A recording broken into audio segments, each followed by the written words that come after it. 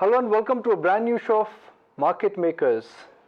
Whereas India is one of the fastest growing economy in the world, the bottom line here is that we are simply aligning with global cues. Globally, emerging markets clearly are the favored spot. China growth concerns for the moment, they've taken a back seat, dollar is looking stable, rates are likely to be low and there's abundant liquidity. But what about valuations and what about earnings? Let's talk about all that and much more with the very special guest, someone who needs no introduction. When I say that, I literally mean that. That's Ridham Desai of Morgan Stanley. Fantastic to have you back. Thank you for joining us. There is a lot of liquidity which is parked at bonds which park in instrument which don't give you a return, and that liquidity is now chasing yields. Is it that simple?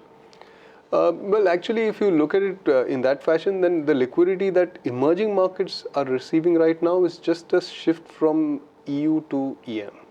That's the shift. So it's not even about bonds to equities. I think, generally speaking, people remain bullish on bonds.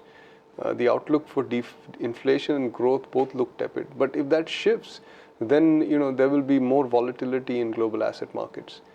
So that is the story for now as far as EM flows are concerned. So it is quite simple in that sense. You've been making a case that earnings either are nearing their bottom or the upward trajectory is about to start.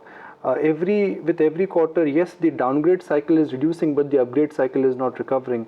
And there is one feature or one factor or the other which is always bringing earnings down. Last year it was commodity, this year it could be global growth, a quarter ago it was the effect of currency. So where are earnings headed eventually?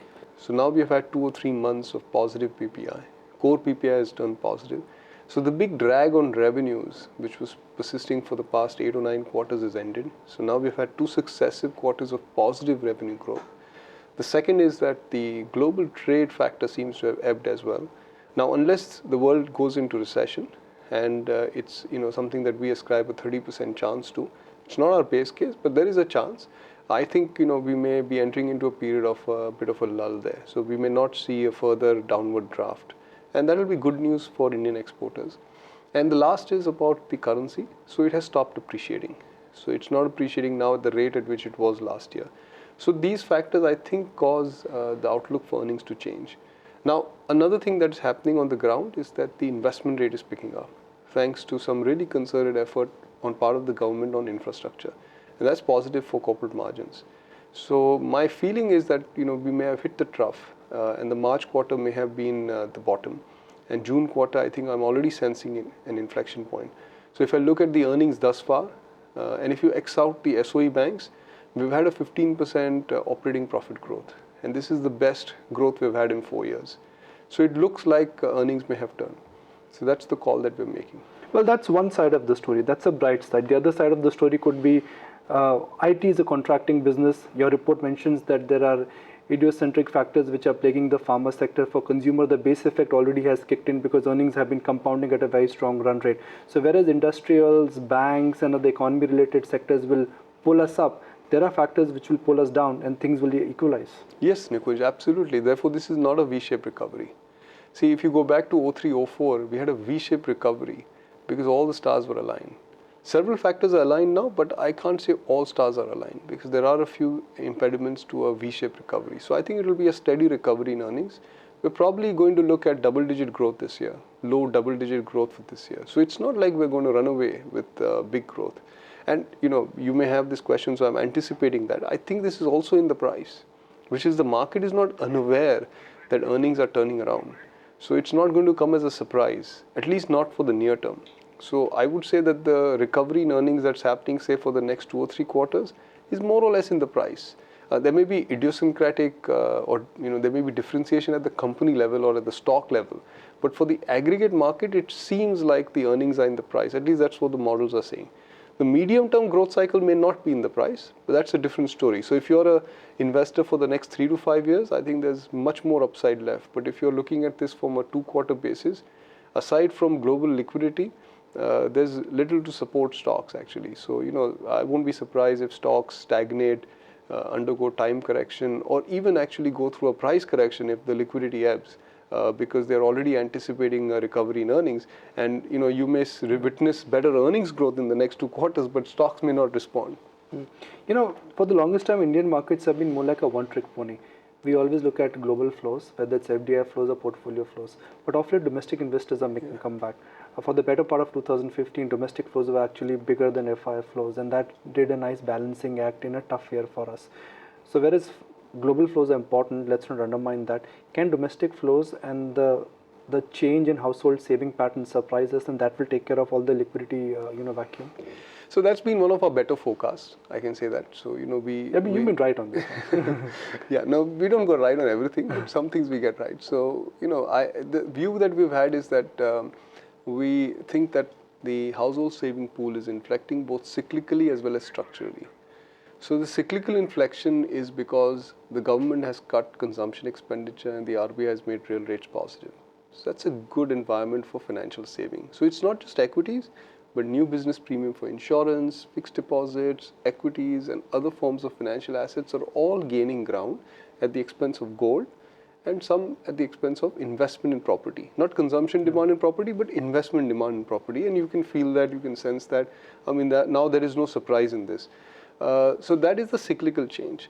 I think there is a structural change also that's happening. And the structural change is that if you go back, say, 2.5 decades, at the start of the 90s, equities was a very popular asset class in India. And at that time, a quarter of India's financial saving went into equities. Today, that number is about 4-5%. So 1/5 of those levels. Okay, if I take those levels at today's savings rate in total savings, it will amount to $50 billion of inflow. And we are inflation adjusted. Yeah, well, in nominal terms, right? Okay. Yeah. But we're nowhere close to that number. So that's how massive the flow into equity used to be. But then, the successive stock market scandals of the 90s hurt investor sentiment, and a whole generation was anchored to that and believed that equities is a bad asset class. They didn't make money also. The whole of 90s was a very big struggle to make money in the stock markets. So they missed the previous bull market because they were still anchored to what had happened in the 90s. A lot has changed since then.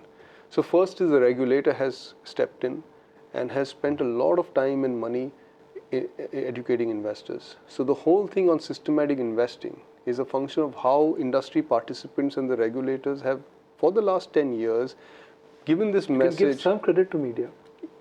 Well, you are obviously part of this because you are the platform on which this message goes to investors, but has continuously, The SIP culture is a real culture. Has come. So there is that thing happen. The second is that whole generation that lost money in the 90s has passed. You have a brand new generation now, which has no memory of the 90s because it was not around. So they are looking at equities with a fresh pair of eyes. The third thing is it's a younger population, therefore less risk averse. More willing to take a long-term view on equities as an asset class, more willing to bear the volatility that equities bring. So these are the structural changes that are happening. So you have this confluence of cyclical and structural factors, which I think is lending to this boom that we are seeing in domestic saving, and we're actually just at the start of this. Our forecast is that over the next 10 years, we'll probably see $300 to $350 billion. And if you compare that number with what FIs have brought in, this is sizably larger. Therefore, we call it the liquidity super cycle in India. So we are at the beginning of that. One of the outcomes of that is that India's multiple, and I say this with great hesitance because this is something which is just against my grain to say, but the multiple on stocks may not come back to the trailing averages. So it will tend to trade higher than historical averages because there is that demand, unless there's a massive increase in supply, which I think may not happen immediately, but may happen at some point in time when the multiples get too rich. So if somebody wants to make today as a starting point for Indian equities, and if the time frame is, let's say, 3 to 5 years, which is a reasonable time frame, do you think one should aspire to get double-digit returns? I think, first of all, the time frame should be 20 years. 3 to 5 is still very short. The answer to your question is, I think, a yes. So double-digit return is pretty possible. Our models, on a very simplistic basis, are forecasting high-teen returns for the stock market over the next 5 years. Because you expect earnings to pick up? So earnings will pick up because we're starting from a very low base, and we've had 5 years of no earnings growth. So profit to GDP is at low points. And from here, I think it's pretty plausible that earnings pick up. There are risks, of course, on the horizon. We cannot ignore them. Global growth is one such risk. Continuity of policy in India is another risk. This 5-year period has an intervening election in the middle, so let's not forget that.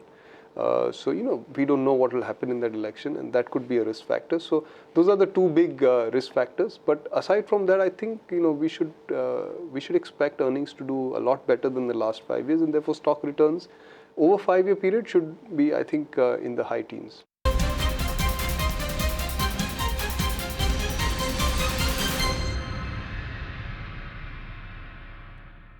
The the next unknown really could be the outcome of US presidential election. Enough has been written, enough has been discussed, and enough will be talked around in and around the election. But from a market standpoint, whoever wins, do you think that's more like a neutral event? Markets will notice it, they'll acknowledge it, they'll wax and wane for a week or so, but eventually do you think they'll move on? For India, I don't think there's much of an impact from the US presidential cycles. So I think we are relatively immune.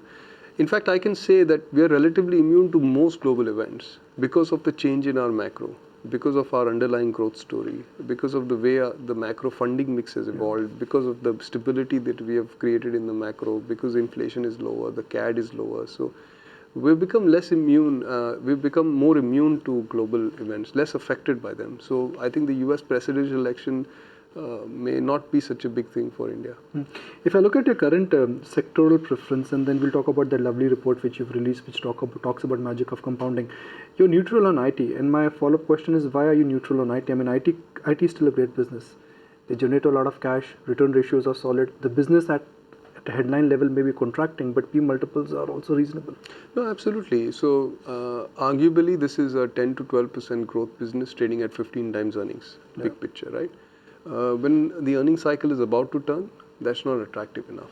Okay. So it's not expensive for me to be underweight like I am in staples, but it is not attractive enough for me to be overweight, because a lot of other sectors will experience much faster growth. Like, for example, retail banks, and I'll preempt another question that you'll have. Look at the structural story there. There is a cultural shift that's happening. In fact, we talked about the cultural shift in saving. The cultural shift in credit is also happening. So both on the asset side of the household balance sheet and the liability side, there are shifts happening. So, my father never borrowed money. I've never borrowed money. But everybody in my office who's 20-something or 30-something is on borrowed money. We are bringing forward our future consumption. And I was explaining to a colleague of mine this morning that while India's per capita income will do this, the consumption will actually ride ahead of that, because we're borrowing from our future with leverage. Now, this is feasible and it's not a scary thing, because the starting point on household debt is very low. It's 13% of GDP. Bulk of it is in mortgage. Non-mortgage household credit is maybe 2.5–3%. Can this number go to 25%?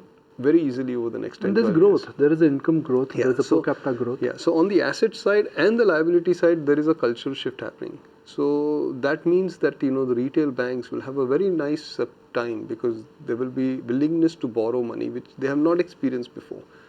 The second is the SOE banks, I feel, will lose market share, because they will unlikely receive the capital to grow. They will receive capital to stay in business, and they will meet Basel III by 2019, but they will unlikely receive capital to grow, because we are with an administration that's fairly hawkish in its approach. So they are not going to spend money in that fashion. So therefore, the SOE banks will lose market share. So you have headline growth, and you have a very big portion of the market giving up share to you. So that's a very nice macro picture for retail banks, and they should therefore have good growth. If you manage your assets properly, and if you don't do funny things, I think you will report good profit growth for the next 5–7 years. Compare that with IT, which will do low double-digit growth. It's not exciting enough. But your model is penciling in very high growth rates for retail banks. Now, these are large banks now. Balance sheet size of an HDFC bank is about 8 lakh, 8.5 lakh crore. On that, your model is indicating a compounding growth of nearly 20%. The base effect has to kick in even for some of these great franchises. That you could argue that for the whole economy, but I would say that India's economy is very small right now. And there will be a lot of sectors in India which will do this 20–30% growth. There will be some sectors that will lag, but there will be sectors that will do. So discretionary consumption and retail banks, I think, are poised for high double-digit or high teen or low 20s growth over the next 5 years. because of this cultural shift that's happening. Yeah, I'll give you another illustration. So this is about the media sector, right? The consumption of media in this country is also going to inflect upwards in a very dramatic fashion. Okay, because when per capita income improves, your share of food consumption drops. So you start generating spare income to spend on other things. So entertainment, media, travel, these are sectors. These are small sectors right now in the economy, but they will gain share, and therefore they will grow much faster than the headline growth in the economy. So if GDP growth is, say, nominal basis around 11%, some of these sectors could grow at twice the GDP rate. So that's not out of bounds in my view. You've made a strong case to buy consumer discretionary, and the first thought process is that the minute you talk about consumer discretionary, let's buy autos. But most of the auto stocks, at least the big ones like a Maruti, I mean, they're priced to perfection. So what are the other options to participate in this consumer discretionary boom?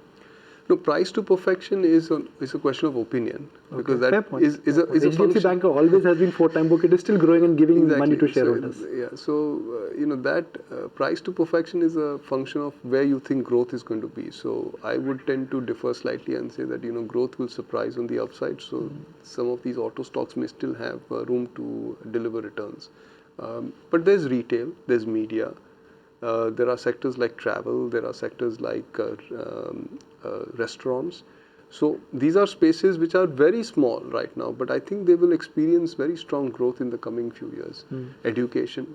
So some of the expenditure allocations to these smaller sectors in the expense sheet of households will change over the next 5-10 years. And that I don't think is anticipated with such perfection. I think if you go back to the Bible on growth stocks, which Philip Fisher wrote in the 50s, and he talks about growth stocks, is that it's so easy to under expect or under anticipate growth, and I think we could be in such a situation for some of these sectors. Your model portfolio also has names like L&T. You've got some focus on industrial. So what's the underlying case to buy industrials? Because the real demand is not there. Capacity utilization is still very low. So demand for capex will not come up in a hurry. So the case for industrials is infrastructure spending. Okay, so just step back. In 2008, when the previous peak in capex happened, private and public sector capex was together at 27% of GDP.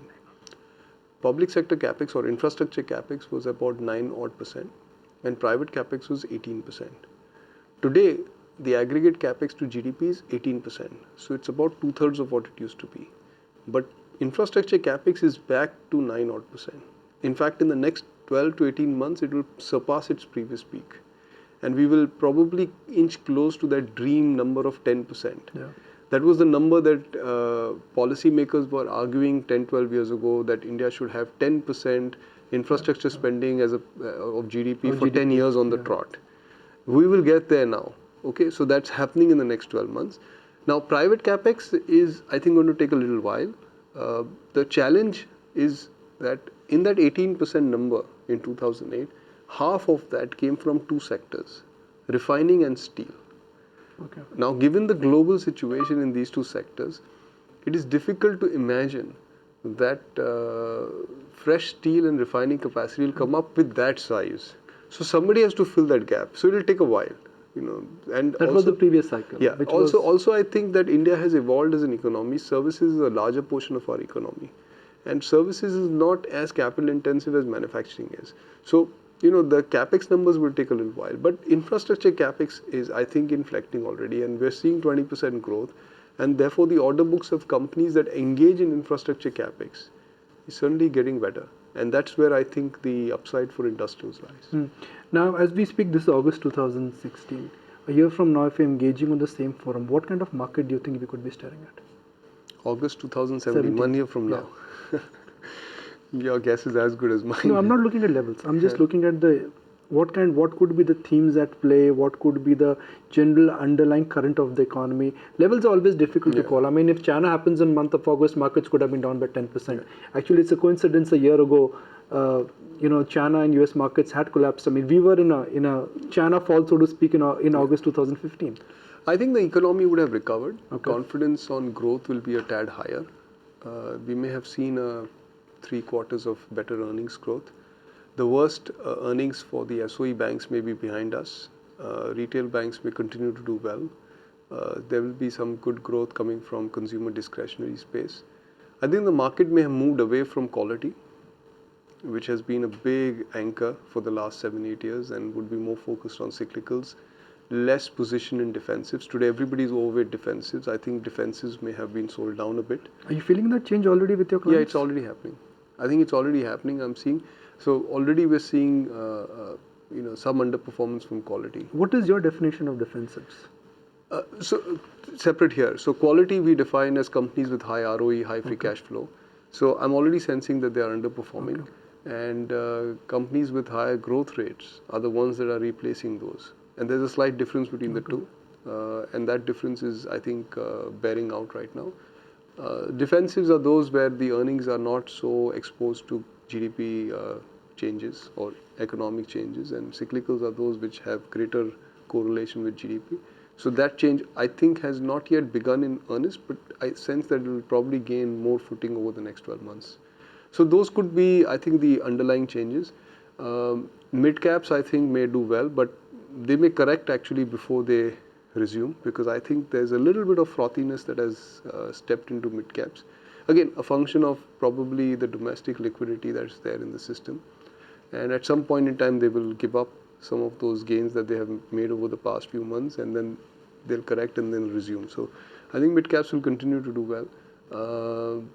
So I think that's how the market may look in 12 months. But I say this again with a bit of hesitation because 1 year is a challenging forecast to make. Yeah. It's a long time. Like I said, I mean, a year from now, the market could be different, the global economy could be different. Yeah. We don't know a year from now whether we're discussing China or emerging markets again. So final question, where do you mind markets are mispricing growth on the upside, where stock prices have gone up and earnings are not likely to keep up, so these stocks or these groups could enter into a time-wise correction?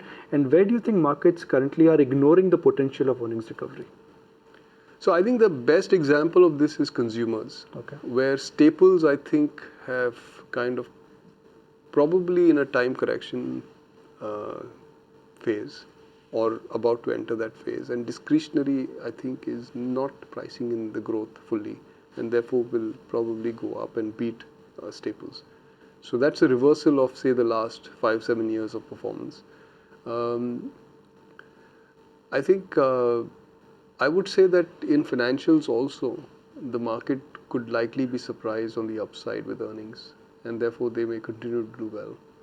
Industrials may be interesting because I don't think the market anticipates that these companies will do well, so maybe they're not pricing in the growth that's coming. But in general, if you have to summarize today's interaction, you would say that for a long haul guy, there is nothing to worry. This market would be still a market to buy on decline. Short term, you're not the right person to ask the question. You should always worry. Worry is good for your portfolio. You should be always afraid of the next disaster that's about to happen, and that's how you keep yourself on your toes. And yeah, I think the long term looks sanguine for India.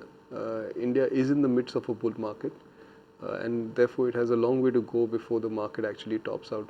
None of the indicators, Nikunj, that we associate with frothy bull markets have actually moved.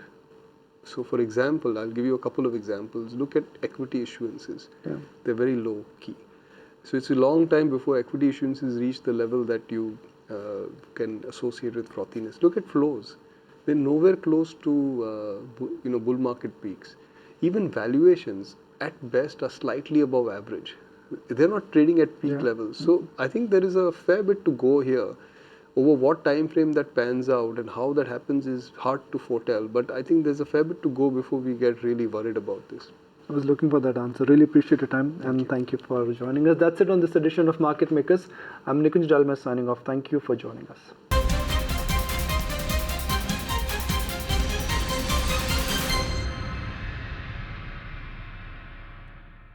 Find us on Facebook at facebook.com/ETNow and don't forget to click the like button. You can also follow us on Twitter at ET NOW Live. To stay updated with all our programming, hit the subscribe button on our YouTube channel by logging on to youtube.com/user/ETNow.